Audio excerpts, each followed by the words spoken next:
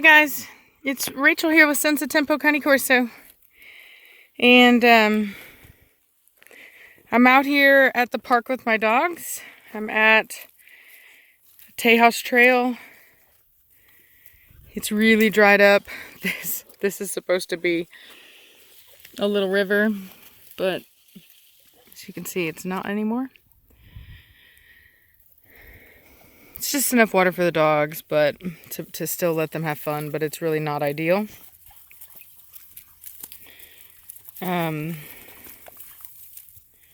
But they're having fun. So, I'm hoping now that I have some better lighting, I wanted to just highlight on something I had talked about yesterday, because of, there's a lot of misinformation about what constitutes a fit and trim Cane Corso.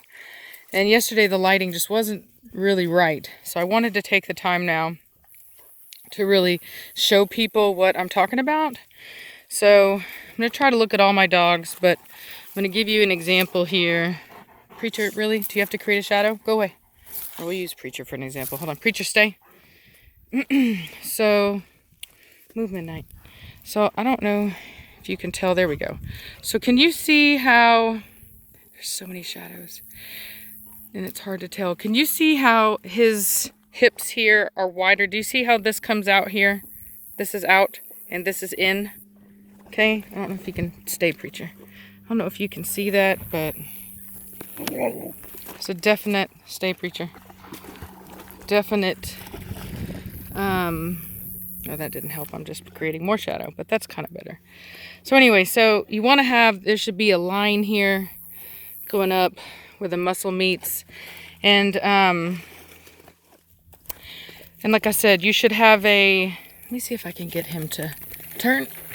Preacher, come here. Come here. Bring your head right here. Good boy. Good boy. Yep. There you go. Good boy. And then let's bring this leg back. Good boy. Good boy. Good boy.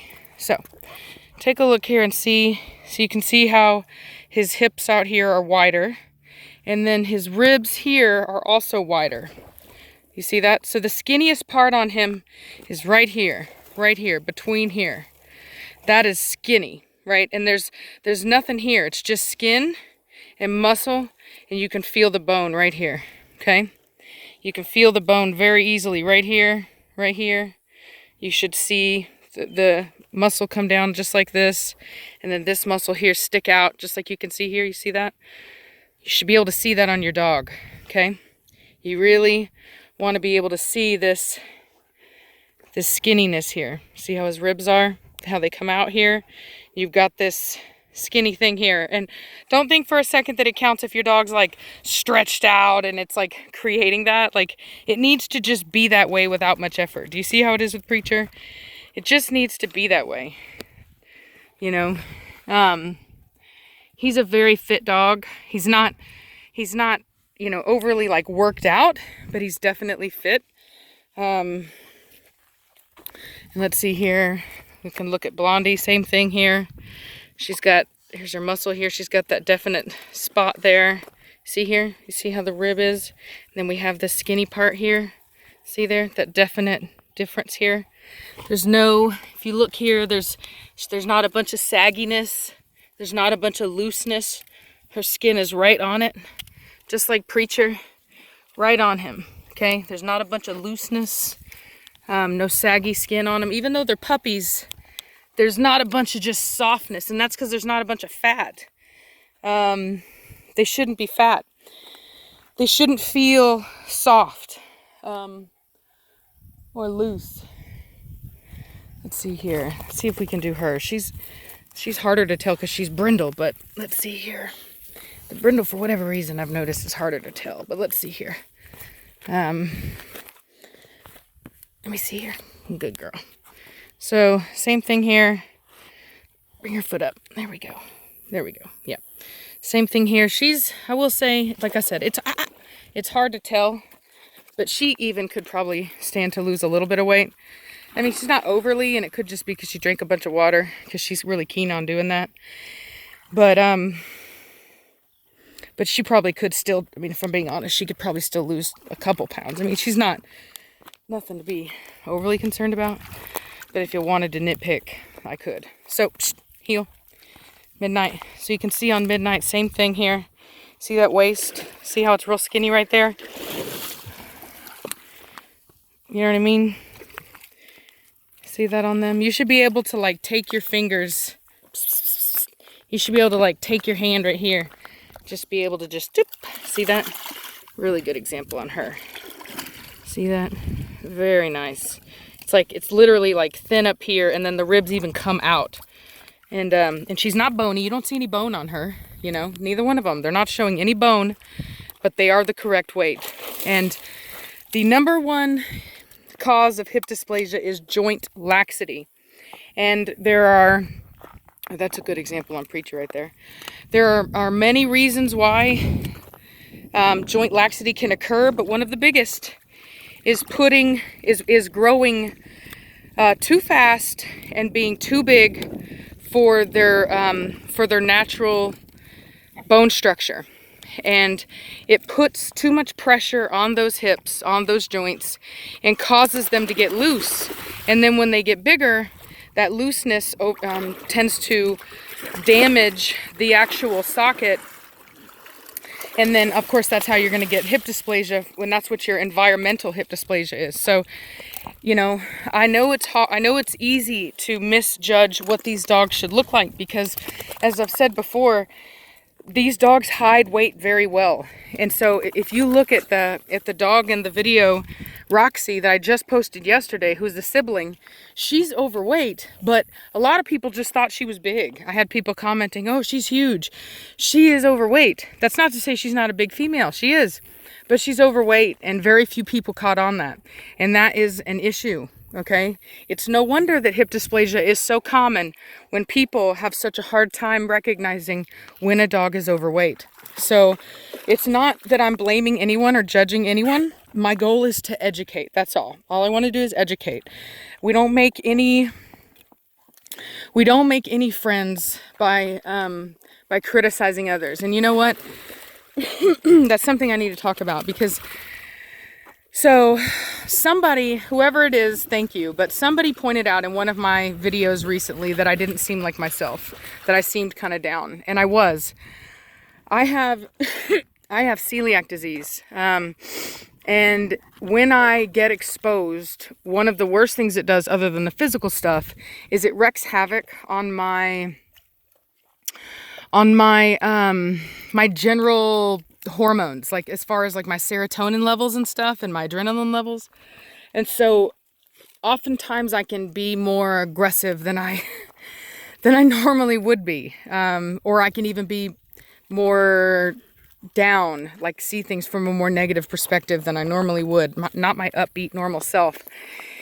And if you research celiac disease and you research the effects that it has on the emotions and things like that, you'll see that it is a real thing. It has to do with the fact that a lot of your, not very well educated on this, but it has to do with the way that a lot of your receptors are in your gut.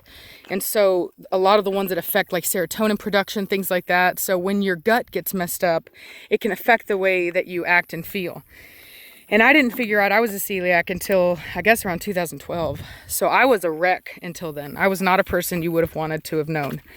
And once I found out, once I was diagnosed, and it took a couple years to fully recover, I had to actually really forgive myself for a lot of the behavior that I had before that I thought was just who I was.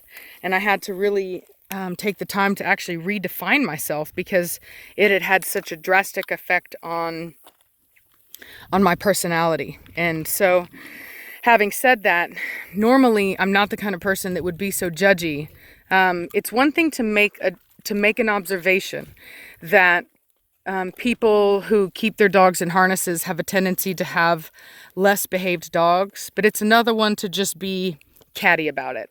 And that's not usually me. Usually I'm smarter than that. I know that doesn't get people on your side. It doesn't educate people. It just makes enemies. But I really wasn't myself.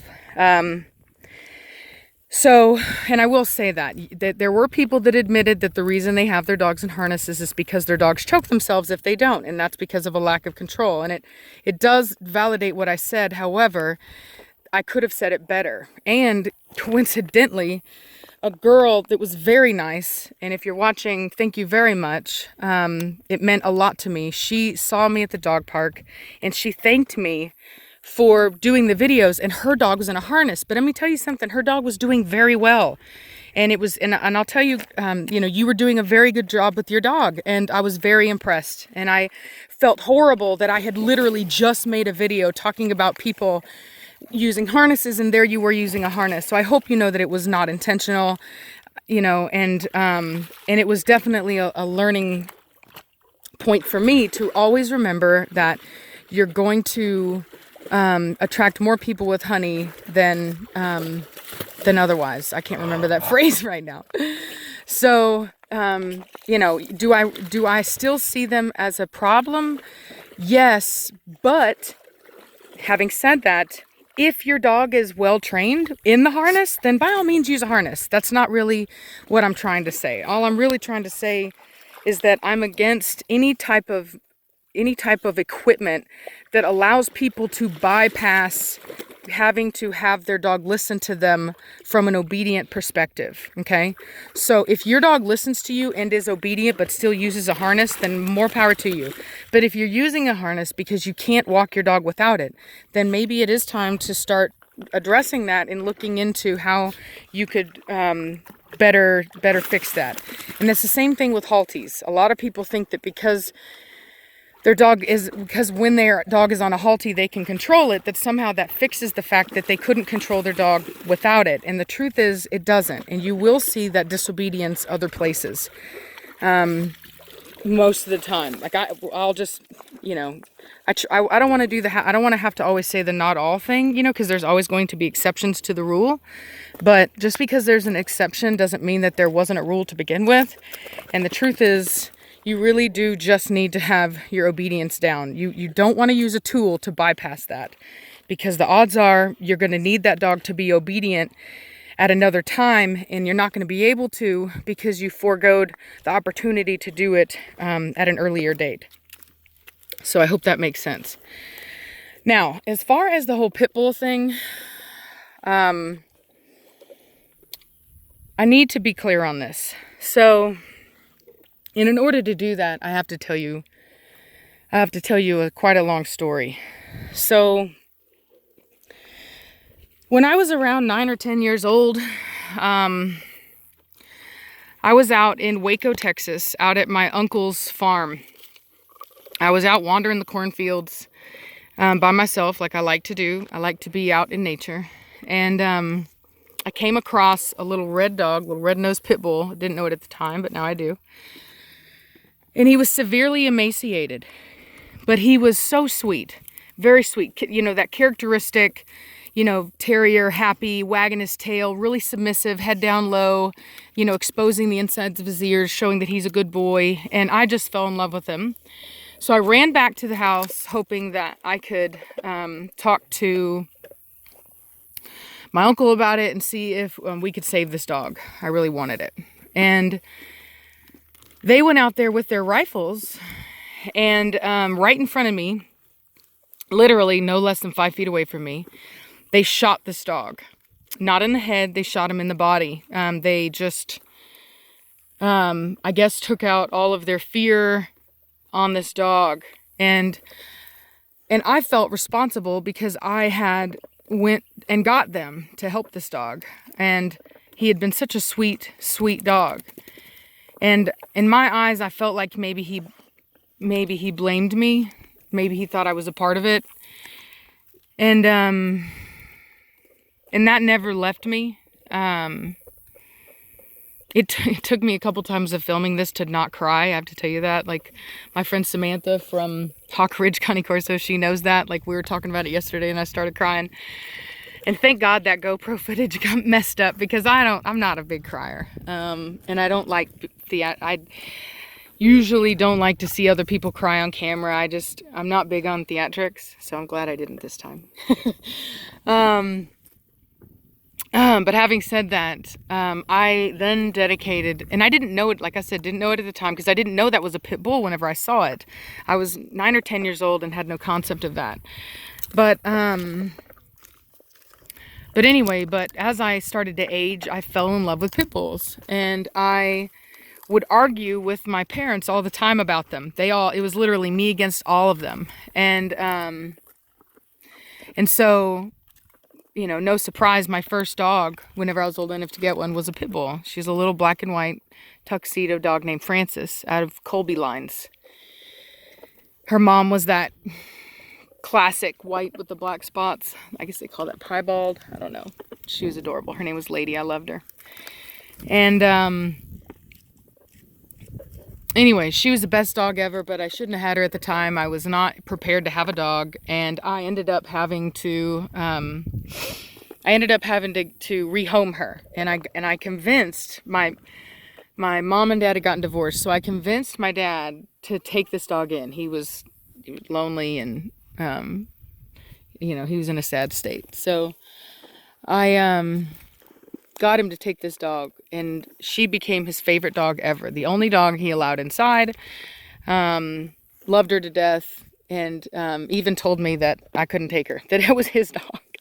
And to be honest with you, after everything we had gone through, I was more than happy to let him keep her. She was happy there. It was heaven. It's beautiful property. She lived till 13. She died on Thanksgiving Day after playing hard with the family. She laid down under a tree, and she died there. And so later on, I loved pit bulls, like I said, and I missed Frances. I had a puppy from Lady, and I had loved Lady, and I had loved how a lot of Frances's behaviors mimicked Lady's behaviors. And when Lady had died, I always felt that I had a connection through Frances. So it became very easy for me to decide that I wanted to breed, and that I wanted to breed my favorite kind of dog, which is pit bulls. And so I went out and I bought what I consider to be quality pit bulls from people who were selling them. Most of them were adults, but I did get a couple puppies. I think I had maybe a total of, I don't know, maybe 6 or 7 dogs. And I got a couple of them I got off chains. Other ones I got that had kenneled all the time. I really think only maybe 2 of them were dogs that I bought from puppies. But once I got them, they lived in my house like I keep my dogs now. I was a stay-at-home mom, so it was fine. I was there all the time, and it didn't matter that I had dogs that had come from the worst conditions possible. With my leadership, that they did what they were told. Now, having said that, my dog Lady, I had another female that I named Lady. She was a blue and white dog, white with blue spots, and small, more, you know, built like a game dog, had the attitude of a game dog. I know there's a lot of controversy as to whether there were any blue game dogs. We'll leave that for the people that care about that. I don't, but all I can tell you is that she took after that lineage. So she was really, really, really hard. A hard dog. A lot like Cashmere. And I wonder if, had I raised her, if she would have been like Cashmere, which is manageable, safe, but still a lot of work. And she was the kind of dog that I could not take to a dog park, okay? With all of my training, with all of my effort, I couldn't do it. She would try to put every dog there into submission posture. I brought her one time, and it was actually quite funny how she went from one dog to the next, slamming it down on the ground, putting it in submissive posture, running over to the next one. She didn't even realize that her task was unattainable. There was no way she was going to get all those dogs down.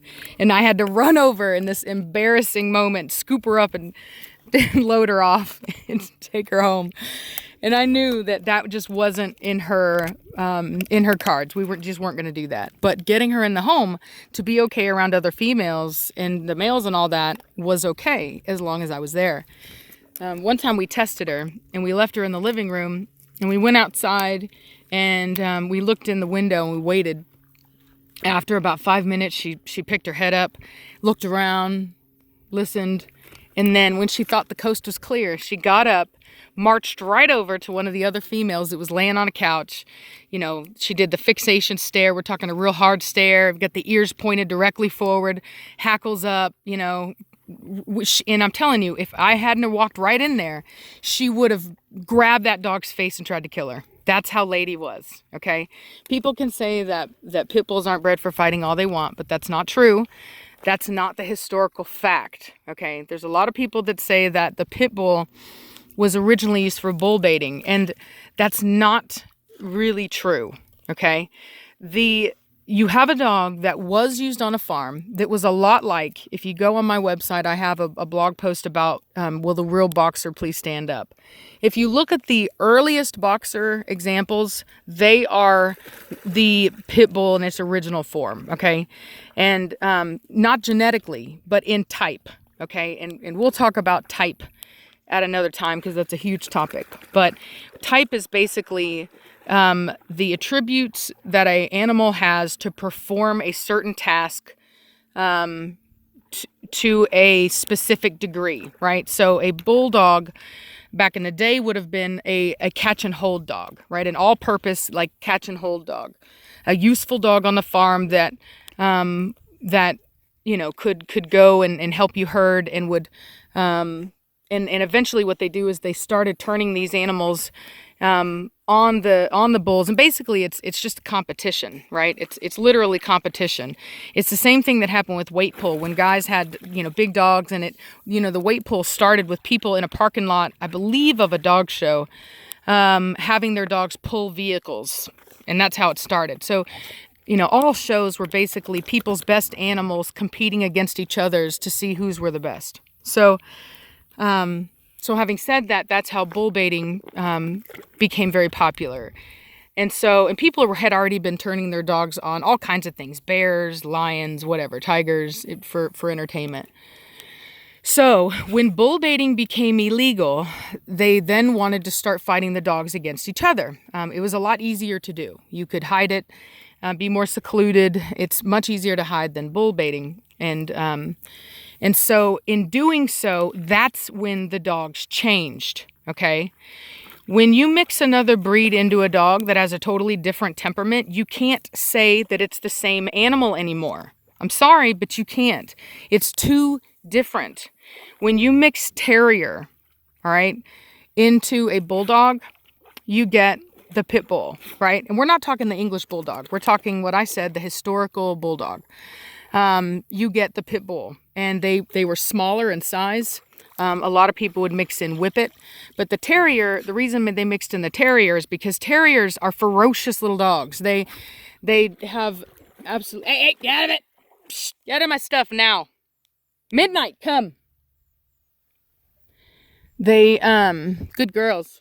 They will disregard their own safety in their own life in the pursuit of a prey item or whatever it is. If you send them into a badger hole, they're not coming out until it's dead, you know, until they get it. Either they're dead or it's dead. So that's a trait that you want to put into an animal that you're going to use to fight. And if you're fighting dogs, well then, you know, contrary to popular belief, a smaller dog, there is a kind of a golden zone of a dog, usually around 35, 45 pounds, where these dogs are just big enough. They want to keep that pit bull head, but they get that really slim, almost like I said, like a whippet body. And they're able to fight better than the larger, bulkier dogs. So to say that the pit bull is the same dog that was being used in bull baiting is wrong. It's wrong because there was other breeding that took place. And there are plenty of people who will verify this. And on top of it, all you really have to do is look at the dogs. That's all you have to do. Just look at the dogs. So, you know, when I say to people, you don't want your dog engaging with a pit bull in a fight, it's not because I want to spread pit bull hate. It's not because I want people to think that pit bulls are these scary things. It's because I want them to understand that their dog has limitations based on its breeding, and that it is at a severe disadvantage, and that it is unsafe. I know that with my dogs. As big as my dogs are, and I've heard people say, oh, your dogs don't have to worry. Yes, they do. Yes, they do. You don't have to be big. All you have to do is be big enough to latch onto the throat and not let go. And I'm sorry if that upsets people, but I've had these dogs. I've had pits. And let me tell you something. I've had to break up fights. In fact, let me show you something. I don't know if you can see this or not. Let's see if I can zoom in on it. Can you see that scar between my fingers right there? That's from breaking up a dog fight. I got split all the way down into the meat. You could see my meat and bones. Okay? I've got another one on my leg that you can't see that's right here from the same fight where I was trying to get these two dogs apart and nobody would help me. And whenever I had both of the dogs kind of held down, kind of preventing them from doing damage. And when they both let go, they went in for another bite and they got me instead. And like I said, I've had other fights, like during breeding season, and I was young and I didn't, that's the thing, is the things I teach now are based upon the mistakes that I made in the past. They're based upon mistakes that I made that resulted in fights that had me physically exhausted at the end. I'm talking like the next day I felt like I had been in a car accident because I had to use every ounce of strength in my body in an attempt to separate these dogs. And until you've been in a situation where you've been trying to get two dogs off of each other and you can't get them apart because they won't let go, and the minute one lets go, then it grabs back on again and then it just holds on. Until you've had to do that, then you really don't know what they're capable of, and you really don't know the potential hazards. And I do, So my opinions are based upon my experience. They're not based upon any type of bigotry or any type of bias against pit bulls, because you have to understand they are my one true love, and I always will love them. I adore pit bulls. I mean, if you looked hard enough, I'm sure you could find pages long threads of me defending them from people who hated them for no reason. Nobody knew more stats than I did. I would research every dog bite that people would say was a pit bull and find the pictures and do all the research and find out that it wasn't even a pit bull at all. It was some mutt from somebody's yard that looked like that, it might have had some type of bulldog in it. You'd be hard pressed to find somebody more passionate about the breed than me. And which is why I said I quit breeding before, because of the bully dog thing. It was literally out of respect for the breed. I wasn't going to do that. So, like I said, having said that, I apologize to anyone who thought that I was talking down about the breed. I love them, but I also recognize that they do have limitations, and many of them have tendencies based on their breeding. And it's not to say that those dogs cannot be salvaged or that they cannot be allowed to be off leash or with other dogs or whatever, but it does mean that you may have to do more training. It does mean that you need to be aware that you not allow them to get into escalated play with other dogs, because that can lead to fighting. Does it lead to fighting every time? No, it doesn't. But can it? Yes, it can. And is it worth it to you to be responsible with your dog so that your dog doesn't either hurt someone else or it doesn't get hurt? Yes.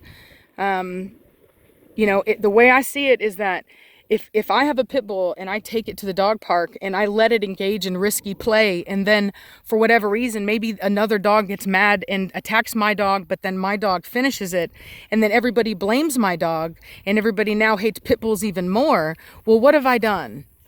You know what I mean? Like, would it have been better had I checked my dog and just made sure that they had a safer level of play? I think so. That's my personal opinion. I would rather be safe than sorry. So when I see a dog like the dog in my other video that is clearly displaying behaviors that I wouldn't even let my dogs display, I'm going to say something about it. And I'm going to warn people that they should be wary, because because based on my experience, that is advice that I believe in. And it is not intended to be derogatory towards pit bulls. In fact, if anything, you should take it as a compliment, because what I'm saying is they're a superior dog in that regard. So, it is what it is, but I have a lot of experience with that breed, a lot of experience. I've rehabilitated them. I've taken them from situations where most people would not be able to have them off leash, or even living together like that. And I've done it. And I'm don't have a problem being honest about their limitations, because I think it's important for people to know so that they can always be aware, and so that they can set their dogs up for success and not failure. If you know your dog's limitations, then you can be aware of it, and you can try to ensure that you always set them up for a successful life where they're not going to hurt themselves or get themselves into any trouble, or even damage the breed's reputation even more. And I think that that's something that I always took into consideration with my dogs.